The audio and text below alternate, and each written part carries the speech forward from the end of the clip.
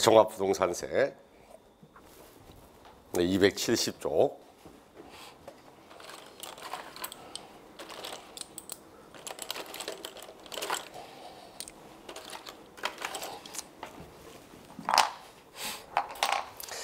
역시 계략적인 이야기를 합시다. 우리 종합부동산세는 한 문제 나옵니다. 한 문제 나오고 과거에는 한 문제에 반 나오기도 했습니다.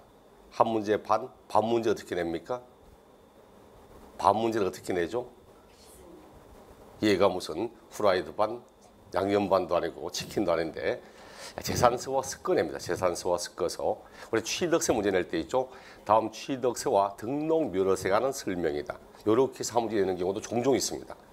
이번 27회 시험도 그렇게 한 문제 냈거든. 근데 뚜엣으로 연결하면 뭐가 있습니까? 재산세와 종합부동산세가 뚜엣이거든. 그러니까 다음 재산세와 종합부동산세 설명이다. 이렇게 두 개를 엮어서 한 문제를 출제하는 이런 경우도 가끔 있습니다. 근데 지금은 통상 거의 한 문제 정도, 특히 2년 전에는 나오지도 않았습니다. 매년 한 문제나 최초는 두 문제까지 내게 됐지만 지금은 내지 않거나 아니면 한 문제 정도. 그럼 한 문제 낸다면 어떻게 냅니까? 생각을 해보세요. 한 문제를 내면 어떻게 냅니까? 굉장히 어려운 문제, 손도 못 댈 문제 이렇게 출제합니까? 아니잖아요. 그렇죠? 제가 앞에서 말씀드렸습니다. 취득세나 양도소득세처럼 4문제, 5문제, 6문제 이렇게 나오는 단원에서 어려운 문제, 난이도가 어려움을 내는 거지 한 문제를 내는 것은 이 조세가 지니고 있는 특성, 요 세금이 가지고 있는 가장 기본적인 성격 이런 걸 묻는 거지 굉장히 어렵게 문제를 출제하지는 않습니다. 그러면 너무 어려운 내용을 보지는 말고 종합부동산세의 기본적인 사항들을 이해하는 그런 방식으로 보시면 될 겁니다. 우리 교재 보니까 이 해서 고액의 부동산 보유자에 대하여 종합부동산세를 부과하여 부동산 보유에 대한 조세 부담의 형평성을 제고하고 부동산의 가격 안정을 도모함으로써 지방재정의 균형 발전과 국민 경제의 건전한 발전에 이바지함을 목적으로 한다. 아무 의미가 없죠. 종합부동산세법 제1조 이야기입니다. 네, 실제는 시험하고는 아무 관계없는 이야기고 그 밑에 2번 보니까 주택이나 토지를 많이 소유한 보유자에게 보유세를 이원화하여 1차적으로 시군구에서 낮은 세율로 재산세를 과세하고 2차적으로 높은 세율로 국세인 종합부동산세를 과세하며 다음과 같은 특징이 있다. 거기 뭐라고 합니까? 이원화시켜서 1차적으로 재산세, 2차적으로 종합부동산세 이렇게 이야기를 하죠. 뒤에 가면 이제 주택, 토지에 대한 납세 의무자 가액이 나올 겁니다. 예를 들어서 이렇게 합니다. 주택은 6억을 기준으로 합니다. 6억. 갑이라는 사람이 개인별 주택의 가액을 합산합니다. 개인별 주택의 가액을 합산해서 갑의 주택의 가액의 합산액, 주택 합산액을 보니까 얼마냐니까 여기 10억입니다. 10억. 그럼 주택의 공시가격을 합산하여 6억이 초과되면 종합부동산세를 부과합니다. 6억이 초과되죠? 그럼 10억 원 전체에 대하여 다 종합부동산세 이렇게 부과합니까? 아니라는 이야기죠. 이원화시켜서 일정 금액까지는 재산세, 일정 금액을 초과하는 부분에서 종합부동산세 이렇게 부과를 하는 겁니다. 그럼 10억이 되면 요 10억 원 가운데서 얼마까지는 재산세를 받냐니까 6억 원까지 딱 나누어 6억 원에 해당하는 부분, 자, 요 부분은 재산세를 부과하고 있고 6억을 초과하는 부분, 4억, 요 부분에서 종합부동산세 이렇게 부과를 하는 겁니다. 이런 것처럼 반드시 일정 금액을 초과하면 초과하는 부분에 대해서 종합부동산세 이렇게 이원화해서 과세를 하게 됩니다. 그럼 요 부분에서 이제 종합부동산세를 부과합니다. 문제는 그럼 이 부분은 재산세 받습니까? 안 받습니까? 이 부분은 재산세 받아요? 안 받아요? 받습니다. 그렇죠? 왜? 예를 들어서 10억 원 10억인데 어떻게 돼요 10억이냐니까 이것이 구로구에 있는 집 여기에 3억짜리 하나가 있고 또다시 분당에 있는 집 경기도 분당에 있는 집 4억짜리 하나 있고 수원에 하나 가지고 있고 3억짜리 하나 있다. 이렇게 해서 10억짜리라는 이야기입니다. 그럼 여기는 구로구에서는 이 집에 대해서 재산세를 받고자 할 때 갑이라는 사람이 전국에 어디에 얼마짜리 집을 가지고 있는지 구로구가 다 조사합니까? 그렇지 않거든. 구로구는 자기 시군구 안에 있는 재산에 대해서 그냥 재산세를 부과해버리면 끝나버리는 겁니다. 그럼 여기 재산세 부과해. 여기도 재산세를 부과했고 여기도 재산세 부과합니다. 그럼 결과적으로 10억 원 전체에 대하여 재산세가 다 부과됐다는 이야기입니다. 문제는 원래 요 4억은 재산세를 부과하는 대상입니까? 아니거든. 6억을 초과하는 부분은 재산세를 부과하지 않고 종합부동산세를 부과합니다. 근데 이미 재산세가 다 부과된 상태야. 재산세가 부과되었는데 여기에다가 또다시 종합부동산세. 이렇게 세금을 받게 되면 같은 재산에 대하여 두 번 과세는 이중과세가 되어버리게 됩니다. 그럼 어떻게 해야 되겠습니까? 어떻게 해야 돼?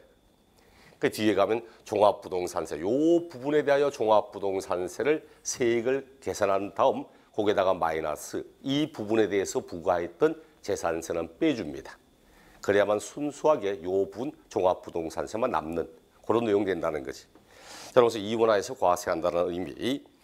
오늘 1번 국세, 뭐 당연히 목적세가니까 보통세가 될 거고 인세가라고 하죠. 시험에 나오는 국세는 모두 인세라고 했습니다. 인세가 되면 뭐 한다고 했죠?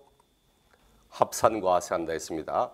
소득세도 합산과세, 종합부동산세도 합산과세, 합산과세 한다고 인세가 되면 납세지도 사람 따라간다고 했습니다. 종합부동산세도 소득세법 규정을 준용한다. 이렇게 해서 그 사람의 주소지가 없다면 그 소지, 이런 식으로 그 사람의 주소지를 따라서 가게 됩니다. 자, 인세가 되어서 합산과세 한다고 이야기를 해서 보유과세가 되며 매년 6월 1일 기준과세. 우리 앞에 종합부동산세 납세 뭐 승립시기 언제라고 했죠? 과세 기준 6월 1일 이렇게 했죠. 원래 법에는 뭐라고 되는지 압니까? 종합부동산세 과세 기준일은 재산세의 과세 기준일 이렇게 돼 있습니다. 날짜도 안 좋고 그냥 재산세의 과세 기준일. 재산세 과세 기준이 6월 1일이잖아. 동일하게 함께 쓰고 있다는 거죠. 요 내용도 시험 지문에 생각보다 종종 언급하고 있습니다. 같이 재산세와 종합부동산세 과세 기준이 동일하다는 사실 종종 언급하는 편들이고 정부 부가과세 이건 3번은 체킹, 딱 체크해서 종합부동산세가 지니고 있는 특징입니다. 종합부동산세도 재산세와 마찬가지로 보유과세이기 때문에 원칙은 징수방법, 보통징수, 국세는 같은 말이지만 정부 부가과세, 고지서가 나오게 됩니다. 하지만 괄호 안에 보니까 단 예외적으로 납세 의무자가 신고 납부하고자 한다면 신고 납부할 수 있도록 되어 있습니다. 그럼 표현하면 어떻게 되죠? 재산세 이렇게. 재산세는 보통징수의 방법으로만 징수된다. OX. 맞습니다. X가 아니고 맞는 지문입니다. 재산세는 보통징수로만 징수가 됩니다. 신고 납부하는 방법은 없습니다. 하지만 종합부동산세는 보통징수로만 징수된다. 이렇게 말하면 틀린다는 거지. 왜? 예외적으로 신고 납부하고자 한다면 신고 납부를 할 수 있도록 되어 있기 때문에. 그럼 확정은 언제 확정되는가 하니까 재산세는 반드시 과세 주체가 과세 표준과 세액을 결정할 때 확정되지만 종합부동산세는 납세 의무자의 신고에 의해서 확정될 수도 있다고 이야기를 하는 겁니다. 자, 이건 종합부동산세가 지니고 있는 특징이기 때문에 반드시 종부세는 원칙은 정부 부가 보통징수지만 예외적으로 신고 납부하고자 한다면 신고 납부할 수도 있다는 사실 반드시 꼭 기억을 해야 됩니다. 4번 개인별 합산과세. 그래가지고 합산한다고 합산과세 합니다. 소득세를 하든 종합부동산세를 하든 합산할 때는 어떻게 합산하는지를 묻기 시작합니다. 그래서 개인별 합산하는 건지 그도 아니면 세대 합산하는 건지 뭐 세대 합산, 가구 합산, 부부 합산 어느 게 맞습니까? 제가 이랬죠. 대한민국 세금은 뭐라고? 대한민국 세금은 개인주의 과세입니다. 개인주의 과세. 소득세도 그렇고 종합부동산세도 그렇고 모두 개인별 합산을 하도록 되어 있습니다. 세대 합산, 가구 합산, 부부 합산은 원칙적으로 하지 않고 있습니다. 물론 소득세가 예외적으로 공동사업에 대한 가구 합산, 세대 합산 예외적인 부분이 있긴 합니다. 하지만 기본적으로는 부부 합산 등을 하지 않습니다. 특히 2002년도인가 2003년도인가 그쯤 되어서 헌법재판소에서 부부 합산 소득에 대한 위헌 판결을 내렸습니다. 말이 안 되는 이야기거든. 양성의 평등이고 그리고 혼인이란 자체가 앞으로 우리 사회 미래 사회를 위해서 필요한 인력들을 또 생산한다고 말하면 됩니까? 혼인해서 자녀를 낳는 것을 생산이라고 표현하면 됩니까? 생산을 말하면 기분 좋아요, 안 좋아요? 안 좋습니까? 신분이 낮은 사람들이구나. 옛날에 왕조에서 왕자를 낳았을 때 뭐라고 합니까? 왕자씨를 생산했다고 합니다. 생산. 왕자씨를 생산했다고 말하지 출산했다고 말하지 않습니다. 실제로 사람이 할 수 있는 내용 가운데서 생산이라는 것은 굉장히 중요한 역할이거든. 그러니까 옛날도 왕자씨를 생산했다고 말하지 생산했다고 말하는 데서 기분 나쁘다 이게 아니거든. 사실은 생산 자체의 의미가 상당히 좋은 의미였기 때문에 옛날에 궁궐에서도 생산했다 이런 말했지. 근데 어쨌든 뭐야. 이세를 위해서도 혼인은 꼭 필요한 부분이든 사람이 존속하기 위해서 누가 그런 이야기가 돼. 앞으로 4차 전쟁 때 4차 세계전쟁이 터지면 누가 이기는가? 쪽수가 많은 나라가 이긴답니다. 쪽수 많은 나라가 이길 거랍니다. 그만큼 현재 점점 전 세계가 노후화되기 시작하고 새로운 인력들은 점점 나오지 않고 있고 대한민국도 너무 빨리 노령화되고 있잖아. 그러니까 결국은 수명은 늘어나고 있고 이제 평균 연령이 거의 뭐 80세, 90세 저도 많이 느낍니다. 옛날에 아시는 분들이 이제 집에 뭐 아버님이나 할아버지 돌아가실 때 제가 불과 뭐 한 20년 전에도 한 70, 한 6, 7세 돌아가시고 이러면 제가 찾아가서 아이고 호상이라고 말했어. 호상이라고. 요즘 70, 한 5, 6세 돌아가셨다 찾아가서 아이고 오래 사셨네. 호상이네. 이래 말하는 순간 지가 그날 장례칩니다. 맞뒤집니다. 그만큼 요즘은 80초에 돌아가셔도 아이고 뭐 사실 만큼 사셨는데 이런 말하기가 참 힘들더라고. 그만큼 수명은 많이 늘어나는데 문제는 애들이 없어요. 실제로 밑에 애들이.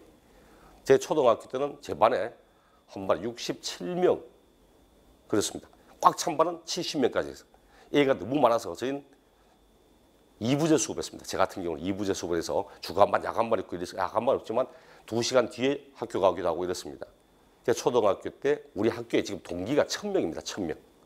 6학년 14반까지 한 반에 70명 가까이 그런 식인데 지금 뭐야 한 반에 보통 보면은 뭐 20 몇 명, 30 몇 명 거기다가 학급 인원도 한 학기당 뭐 한 학년당 뭐 서너 반 정도 요밖에 안 되거든. 그만큼 사람이 없습니다. 그러다 보니까 문제는 그런 식으로 혼인했다고 해서 혼인하지 않은 자보다 세금에 관한 내용을 부담을 준다면 이건 좀 문제가 생기거든. 그 위헌 판결 예에서 지금은 개인별 합산합니다. 자, 요 이야기 하는 이유가 뭐냐니까 앞으로 재산세에 관한 토지의 종합합산 토지, 별도합산 토지, 소득세, 양도소득세, 종합부동산세 모두 합산은 개인별 합산합니다. 그제 그럼 작년도 문제가 뭐냐니까 이겁니다. 2015년도 문제가 자 10억이 있어. 10억이 있는데 요 10억이 부부가 갑과 을이 공동으로 균등 지분으로 소유하고 있답니다. 자, 갑과 을이 부부인데 균등 지분으로 종합부동산세 납세 의무가 있다 없다. 있다 없다. 없잖아. 갑과 을이 균등 지분으로 가지고 있다면 요 금액이 얼마가 됩니까? 5억. 5억. 개인별 재산 가액은 5억밖에 되지 않습니다. 6억이 초과되지 않잖아. 이럴 때는 종합부동산세 납세 의무가 없는 겁니다. 그 집을 살 때 있죠. 좀 고가라고 요즘 서울에 집 사면서 뭐 10억 정도를 뭐 고가라고 말하기는 조금 애매한 것 같은데 요즘은 아예. 근데 지금 10억짜리, 11억짜리, 12억짜리 이런 집을 살 때 한 사람 이름으로만 사면 종합부동산세 냅니다. 근데 부부의 공동 소유로 이 집을 취득하면 종합부동산세를 피할 수 있다는 이야기입니다. 또 이걸 팔았을 때 있죠. 팔았을 때 양도소득세도 그래. 양도소득세 이렇게 만약 취득을 해봐. 내가 이 집을 샀다가 팔았을 때 양도 차익이 예를 들어 4억이 나왔다. 4억이 나왔는데 자, 양도소득 금액이 4억 나왔다. 여기다가 곱하기 세율 이렇게 들어가고 부부의 공동 소유로 되어 있다. 그럼 4억을 2억 두 가지로 나누어서 여기다가 곱하기 세율 이렇게 계산 들어갑니다. 양도소득세도 누진세거든. 금액이 커지면 세율이 따라서 높아져요. 금액이 낮아지면 세율이 따라 낮아집니다. 그럼 결과적으로 이 금액을 두 가지로 나누어 버리면 세율이 밑으로 떨어지거든. 그럼 결과적으로 요 세금 두 개를 따로따로 계산한 다음에 합쳐도 이렇게 구한 세금보다 월등히 적다는 뜻입니다. 그 집을 살 때 뭐 한다? 부부의 공동 소유로 이렇게 취득하는 것이 월등히 모든 세금의 측면에서 다 유리할 수 있다는 뜻이 되는 겁니다. 자, 이런 식으로 이제 개인별 합산하는 거고 거기다 현황부가의 원칙 뭐였습니까? 현황부가의 원칙은 공부상의 현황과 사실상의 현황이 다를 경우 반드시 사실상의 현황에 따라 과세하자 이런 거 있죠. 공부상의 용도와 관계없이 실제로 사용되어지는 용도에 따라 과세하자는 이야기였고, 그럼 사실과세는 등기, 등록, 허가 등의 형식과 관계없이 과세한다는 이야기였습니다. 설사 그 집이 무허가라 하더라도 과세하는 거고, 토지가 미등록되고 미등재된 토지라 하더라도 과세하는 대상에 다 포함된다는 의미였죠. 그다음 종가세, 우리 종량세 쓰는 세금 뭐밖에 없다 했습니까? 기억납니까? 우리 시험에 나오는 조세로서 종량세를 쓰는 세금은 등록면허세밖에 없다 했습니다. 건수에 따라서 한 건당 6,000원 이렇게 사용한다 했죠. 종가세는 모두 금액과 가액을 바탕으로 세액을 산출하는 거고, 그다음 세율은 누진세만 쓰고 있습니다. 이것도 체킹. 누진세만 씁니다. 취득세와 등록면허세는 누진세 없이 비례세를 사용하고 있고, 재산세는 누진세를 쓰면서도 비례세를 함께 씁니다. 양도소득세도 누진세를 쓰면서도 비례세도 함께 씁니다.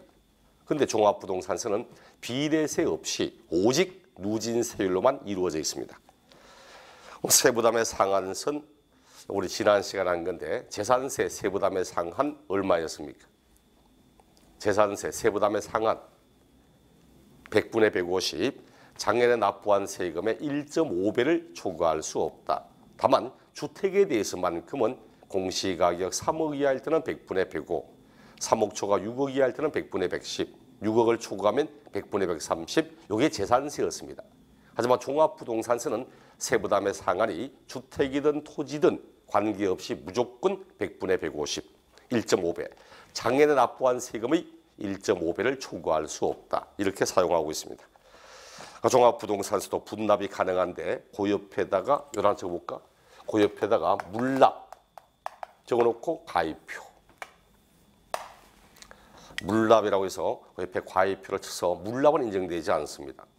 물납 인정되지 않으면 왜 굳이 적었다가 가입표를 하느냐고. 작년까지는 물납이 인정됐습니다. 작년까지는.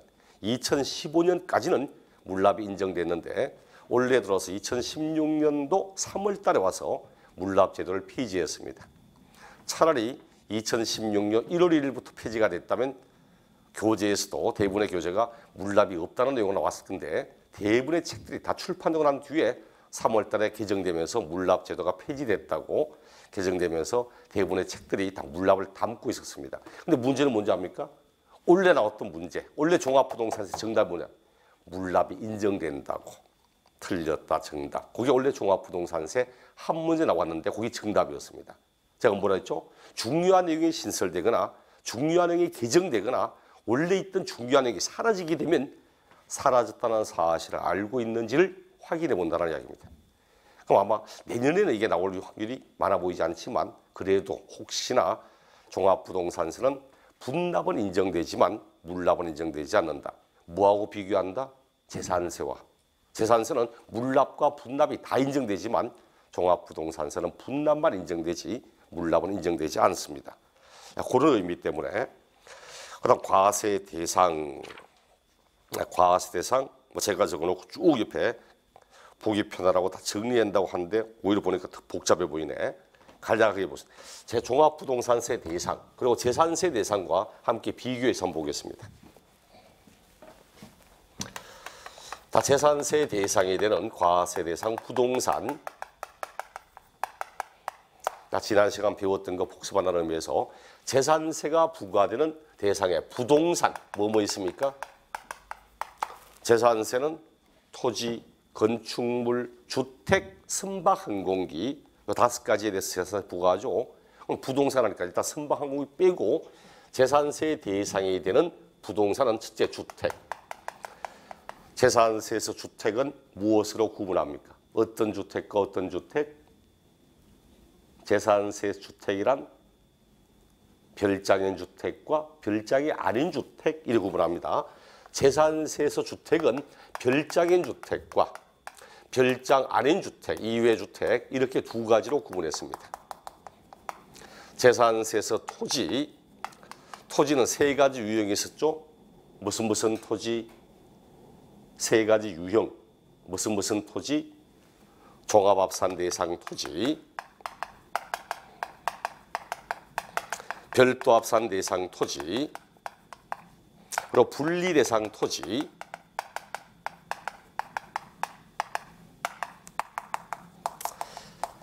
이 세 가지가 이제 재산세, 토지고, 그다음 건축물, 주택이 아닌 건축물이죠. 주택이 이외 건축물에 관한 부분. 자, 이렇게 해서 이게 재산세 대상의 부동산입니다. 요 가운데서 종합부동산세가 부과되는 건 뭐냐니까, 종합부동산세는 별장과는 아무런 관계가 없습니다. 별장은 종합부동산세하고 전혀 관계가 없습니다. 대신 별장이 아닌 주택은 종합부동산세를 부과합니다. 그 토지 가운데서 합산대상 토지, 종합합산 토지, 별도합산 토지 요거 과세합니다. 대신 분리토지는 종합부동산세와는 아무런 상관이 없습니다. 그리고 주택이 아닌 건축물도 종합부동산세와는 아무런 관계가 없습니다. 결과적으로 종합부동산세가 부과되는 대상에는 무엇이 있다? 별장이 아닌 주택과 합산대상 토지, 오직 요 내용에 대해서만 종합부동산세를 부과하는 겁니다. 그래서 교재도 보니까 주택, 과세 대상의 제일 왼쪽에 과세 대상의 주택, 그리고는 이제 과세 제외 대상, 제일 오른쪽에 보니까 별장 과세 제외, 그리고 주택 아닌 건축물 과세 제외. 토지 가운데 종합토지, 별도합산 토지, 이게 대상이 되고, 그때 과세 제외는 분리대상 토지는 과세 제외된다고 이렇게 말하고 있습니다. 일목요연하게 보여주려고 오히려 도표 만드는데 더 복잡해 보이니까 이렇게. 종합부동산세는 요 놈은 중요합니다. 너무 중요합니다. 요거 있죠? 우리 최근 올해 말고 작년, 저작년 2년 연속 종합부동산세 대상 인지 아닌지를 가지고 두 문제를 출제했습니다. 그만큼 요 놈은 종종 언급되는 내용입니다. 요걸 알아야 정확한 문제를 풀 수 있거든. 예를 들어 우리 작년인가 작년 문제 이런 상업용 건축물,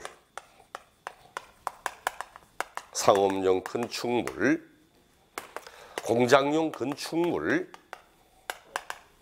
종합부동산세 대상입니까 아닙니까? 종합부동산세 대상입니까 아닙니까? 네? 아니잖아. 왜? 주택이 아닌 건축물은 종합부동산세와 아무 관계 없거든. 그럼 만약에 상업용 건축물의 부속 토지 이렇게 되어 있다면 상가, 사무실 등의 건축물의 부속 토지는 별도합산 토지입니다. 별도합산 토지이기 때문에 토지를 만약 요 건축물의 토지를 물었다면 별도합산 토지로 대상이 되지만 건축물 자체는 아무런 대상 자체가 될 수가 없거든. 이런 것처럼 건축물을 묻는 건지, 그 건축물에 있는 토지를 묻는 건지, 그리고 토지를 물으면 이 토지가 혹시 분리 토지가 아닌지 이런 걸 구분할 줄 알아야 된다는 얘기입니다. 토지 유형에 구분이 되지 않으면 이 문제도 풀 수가 없습니다. 이거는 비록 간단하게 보이지만 시험에 상당히 자주 언급되니까 반드시 꼭 기억을 해야 됩니다. 그 다음 뒷장 넘겨서 272쪽 보니까 주택에 대한 과세, 납세 의무자 나오고 있죠. 교재는 지금 주택에 대한 과세를 먼저 하고 그 다음 토지에 대한 과세를 하고 따로따로 하고 있지만 지금 같이 한번 볼게요. 칠판 보면 이런 주택에 대해서 종합부동산세 낸다. 그럼 무조건 내지는 않잖아. 주택의 공시가격 합산액이 일정 금액 초과해야 되죠. 여러분, 주택은 공시가격 합산액, 소유자 개인별 주택의 공시가격 합산액이 얼마를 초과되면 종부세 낸다 했죠? 합산액이 얼마? 6억 원이 초과되는 자, 초과하는 자. 이 사람이 종합부동산세를 납부할 의무를 가지게 됩니다. 교재도 272쪽 납세 의무자, 과세의 기준일 현재 주택분 재산세의 납세 의무자로서 국내에 있는 재산세 대상인 주택의 공시가격 합한 금액이 6억 원을 초과하는 자는 주택에 대한 종합부동산세를 납부할 의무가 있다. 이렇게 표현하고 있습니다. 물론 괄호 안에 단독 소유한 1주택자는 9억 원 나오지만 잠시 후에 따로 볼 거고, 그럼 여기 칠판에 토지 볼게요. 종합합산 토지. 종합합산 토지는 공시가격 합산액이 5억 원이 초과되는 자. 이 사람이 종합부동산세를 납부할 의무를 가지게 됩니다. 별도합산 토지는 공시가격 합산액 80억 원을 초과하는 자. 요것이 바로 종합부동산세 납세 의무자가 됩니다. 원래 나왔던 문제의 정답은 물납이 된다는 의미에서 틀렸단 말이지만 나머지 지문은 또 요 내용으로 충당시켰습니다. 요걸로. 원래 전통적으로 종합부동산세라는 세금이 언제 생겼냐니까 전 노무현 전 대통령 계실 때 그때 처음 신설했거든 하면서 처음 문제가 나왔을 때는 거의 초점이 이 내용이었습니다. 얼마가 넘어가야만 종합부동산세를 낸다는 걸 알고 있는지 어차피 신설 세금이니까 그럼 내고 그 다음 한두 분을 낸 다음에 내용을 세부적인 내용을 따라가면서 문제를 출제했습니다. 낼 거 다 냈어. 다 냈습니다. 왜? 내고 싶은 거 다 냈어. 구석구석이니까 다 냈습니다. 내다 보니까 이제 낼 게 없거든. 낼 게 없으면 어디로 돌아간 줄 압니까? 원상회복합니다. 제자리로 돌아오는 거야. 그러다 보니까 저작년, 상작년 또 요거 내고 그리고 이제 원래 같은 게 일행을 낸 거야. 결국은 또다시 요령의 시작해서 다음에 조금 더 내용 새로 돌아갈 겁니다. 그럼 여기 일단 기본. 주택은 공시가격 합산액 6억 초과하는 자, 종합토지 5억 초과하는 자, 별도 토지 80억 초과하는 자, 요 사람이 종합부동산세 납부할 의무를 가지게 됩니다. 자, 이를 바탕으로 세액 계산 한번 해볼게요.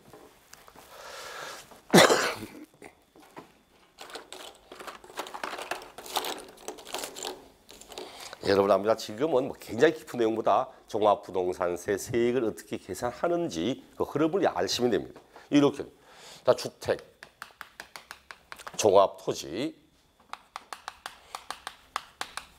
그리고 별도 토지. 자, 주택은 공시가격 합산액, 자, 공시가격의 합산액. 여기도 마찬가지로 이제 공시가격 각각의 합산액. 따로따로 각각에 대해서 합산액을 구한 다음 자, 여기에다가 얼마를 빼버리면 됩니까? 얼마를 빼면 되죠? 주택은 얼마를 빼면 됩니까? 6억 빼면 되죠. 저 앞에 그림이 있듯이 내가 합산액이 10억이다. 10억 가운데서 6억까지는 재산세를 내야 되니까 6억을 빼버리고 나면 나머지 남는 금액 4억이 남잖아요. 그렇죠? 이런 것처럼 여기에다가 마이너스 6억 주택 그리고 종합토지는 5억 그리고 별도 토지는 80억 이렇게 공제합니다. 자, 이렇게 각각 공제하면 요거 이제 나머지 차액 금액이 나오겠죠. 요게 과세 표준입니까? 이게 과세 표준이 아니거든. 왜? 공시가격 합산액 하지만 이 공시가격이 뭐냐니까 시가 표준액입니다. 시가 표준액. 토지의 시가 표준액 뭐였습니까?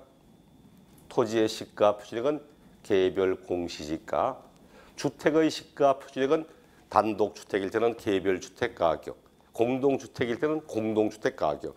말 그대로 시가 표준액이야. 그럼 우리 재산세를 할 때 재산세 과세 표준에 시가 표준액을 그대로 사용합니까? 아니죠. 재산세 과세 표준은 부동산은 시가 표준액에 공정시장 가액 비율을 곱하여서 구한 금액 이게 과세 표준이었습니다. 얘도 마찬가지야. 얘도 시가 표준액을 그대로 사용하지 않고 이렇게 하여 구한 요 금액에 곱하기 공정시장 가액 비율. 여기 얼마냐니까 80%입니다. 80%. 재산세와 틀리죠. 재산세는 공정시장 가액 비율이 주택은 60, 주택이 아닌 건 70. 딱 그렇게 나누어지는데 종합부동산세는 주택을 하든 토지라든 공정시장 가액 비율이 80%입니다. 이렇게 하여 구한 것을 과세 표준이라고 합니다. 과세 표준. 굉장히 좀 복잡해 보이죠? 근데 아니잖아. 왜? 우리 재산세 할 때 뭐라 했어? 재산세 시가 표준액이 있다. 요 시가 표준액에 곱하기 공정시장 가액 비율. 이게 과세 표준이듯이 결과적으로 종합부동산세도 요 시가 표준액에 곱하기 공정시장 가액 비율. 이런 뜻이거든. 그럼 뭐라 똑같아. 재산세나 종합부동산세나 과세 표준은 모두 고재산의 시가 표준액에 공정시장 가액비를 곱하여서 구한 이 금액을 과세 표준 이렇게 한다는 뜻입니다. 괜히 뭘 빼고 하니까 어렵게 보이지만 그게 아니고 그냥 요게 시가 표준액이다. 여기다가 비율을 곱한다. 이게 끝입니다. 자, 이렇게 해서 공정시장 가액비를 곱하여 과세 표준 여기다가 곱하기 세율합니다. 세율. 그리고 과세 표준 나오면 세율을 해야 되겠죠. 세율을 곱하는데 요 세율이 주택에 대한 세율도 있고 토지에 대한 세율도 있습니다. 하지만 토지에 대한 세율까지 다 외울 필요는 없습니다. 주택에 대한 세율만 보세요. 주택 세율만. 자, 세율에 주택에 대한 세율. 재산세가 얼마였더라? 재산세가 얼마였더라? 이래 물으면 묻는 놈이 나쁜 놈입니다. 대충 씩 지나가놓고는 벌써 외우고 있는 것처럼 물으면 안 되지. 그렇죠? 재산세가 0.1에서 0.4였습니다. 0.1에서 0.4, 4단계 누진세율이었거든. 제가 이건 재산세, 종합부동산 세율을 암기할 수 있도록 이해합니다. 자, 칠판. 0.1, 0.2, 0.3, 0.4. 그렇게 4단계. 그럼 0.1, 0.2, 0.3, 0.4 괄호 뭐 들어가겠습니까? 이 초등학교 때 했던 내용이잖아. 1, 2, 3, 4, 그 다음 괄호에 뭐 들어가야 돼요? 5, 5. 그 이게 0.5. 종합부동산세가 1에 이어지거든. 종부세는. 재산세가 0.1에서 0.2, 0.3, 0.4다. 그럼 바로 바톤이요. 0.5 시작을 합니다. 0.1에서 0.4 몇 배입니까? 4배. 그럼 여기도 4배. 여기도 4배, 2%. 이게 종합부동산세 주택세율입니다. 그 재산세 주택세율과 종합부동산세 주택세율은 따로따로 외우지 말고 연결해서 같이 보시는 게 훨씬 편할 겁니다. 재산세가 0.1에서 0.1, 0.2, 0.3, 0.4더라. 그럼 종합부동산 바로 뒤에 바톤이요. 0.5에 시작해서 재산세가 0.1에서 0.4까지 4배 가듯이 여기도 0.5에서 2%까지 4배 가고 있더라. 이렇게 해서 5단계로 누진세율을 사용하고 있습니다. 토지에 대한 종합부동산 세율은 묻지 않을 겁니다. 재산세도 지금까지 토지에 대한 재산세율을 분리토지 말고 합산토지를 물어본 적 단 한 번도 없습니다. 앞으로도 그럴 겁니다. 종합부동산세도 원래 주된 초점은 주택입니다. 이게 주택에 대한 내용을 규제하자는 의미에서 나온 세금이지 상업용 건축물의 부속 토지를 규제하려고 나온 세금이 아니야. 근데 오직 주택만 가지고 하나의 세금을 만들려고 하니까 너무 특정 자산에 대한 규제가 너무 심한 것처럼 보이거든. 그래서 업종으로 끼어든 게 토지지 원래 이 세금의 주된 목적은 주택에 대한 세금에 관한 규제였습니다. 그러다 보니까 초점도 거의 주택이 초점이 되지. 주택이. 토지를 초점 맞춰서 시험에 문제를 출제하는 경우는 잘 없습니다. 뭐 이렇게 해서 세액을 구했습니다. 종합부동산 세액을 구했다.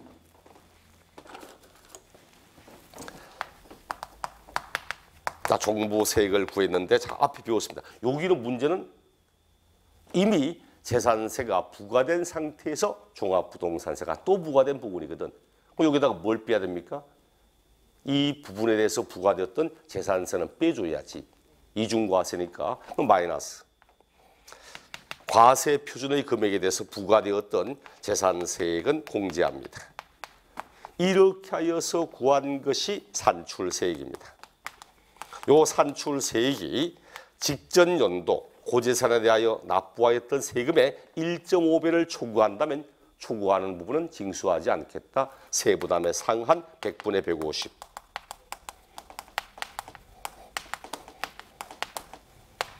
(1.5배) 150%. 요까지가 세액 산출 과정이거든. 여러분 이거 보시면 됩니다. 요거 딱 요거 보시면 종합부동산세는 별장에 하는 주택과 합산 토지에 대하여 과세하고 있더라. 종합부동산세는 주택은 6억, 종부 종합토지는 5억, 별도세는 80억을 초과해야만 종부세를 부과하니까 요 금액까지는 빼고 그렇게 나온 금액의 비율을 곱하여서 과표를 조항한다.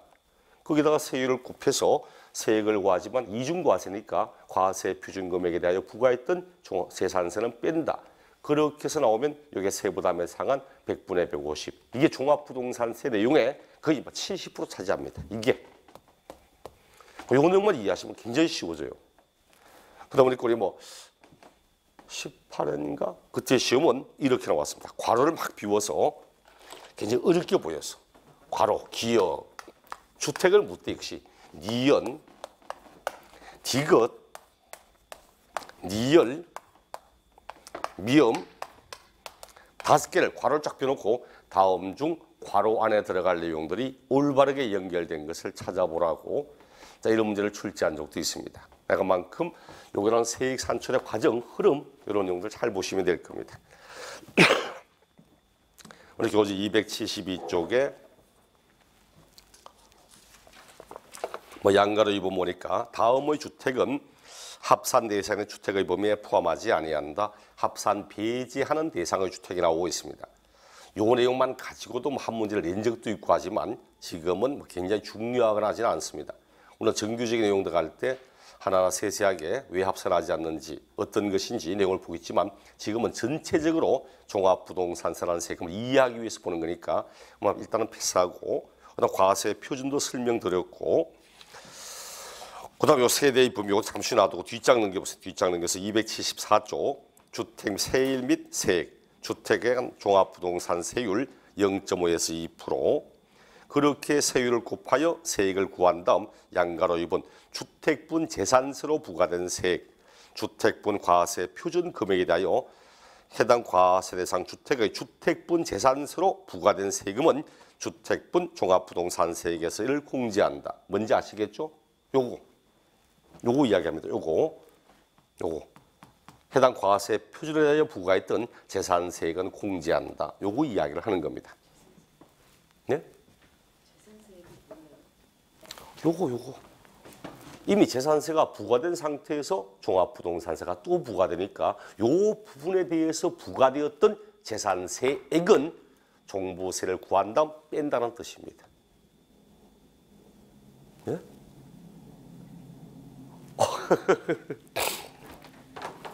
우리 이래 하거든. 예. 지금 저기 그 집이 지금 세 채가 10억이었잖아요. 예. 근데 이제 그거 다 더해서 네. 6억 이상에 대한 4억이 지금 부과된다는 거잖아요. 그렇죠. 그게 지금 금액이 나온 거잖아요. 예. 근데 그 세액을 그러면 그 한 채 한 채 했을 때 거기에 대한 그 재산세액이 있어요. 앞으로 공부하실 때 좀 너무 세세하게 어떻게 계산하는지 이런 거 아예 신경 쓰지 마세요. 기본 개념만 잡으시면 됩니다. 그래 공부하시면 진짜 공부하기 너무너무 어려워집니다. 아니 이게 자꾸 읽어서 그렇게 하니까. 그런 걸 어떻게 이게 각각의 내용인데 어떤 식으로 이걸 하는지 이걸 이해할 필요는 없습니다. 그리고 시가 표준이 아까 뭐였어요? 시가 표준이 뭐예요? 일반 우리 판매 그 시장에서의 시장 가격이에요? 시가 표준액은 제가 앞에 있으면 토지는 개별 공시가 이게 법률에서 매년 공시합니다. 매년. 네, 매년 공시합니다. 고시돼. 개별 공시지가 토지는 이래 말하지 공시되는 가격입니다. 매년마다 법률에서 공시합니다. 자, 당신 요 필지 가격은 얼마다? 이게 뭡니까? 말도 공시합니다. 공시하는데 지가, 땅값을 공시합니다. 근데 한 필지마다 공시하거든. 그래서 필지마다 각각 공시된다고 개별 필지마다 공시된다고 해서 이를 개별 공시지가 이렇게 이야기합니다. 그러면 일반 시가보다는 싸게 공시가 되잖아요. 네. 그렇죠. 그럼 거기에 80%만 적용을 해서 저 과세 표준을 적용한다는 거예요? 네.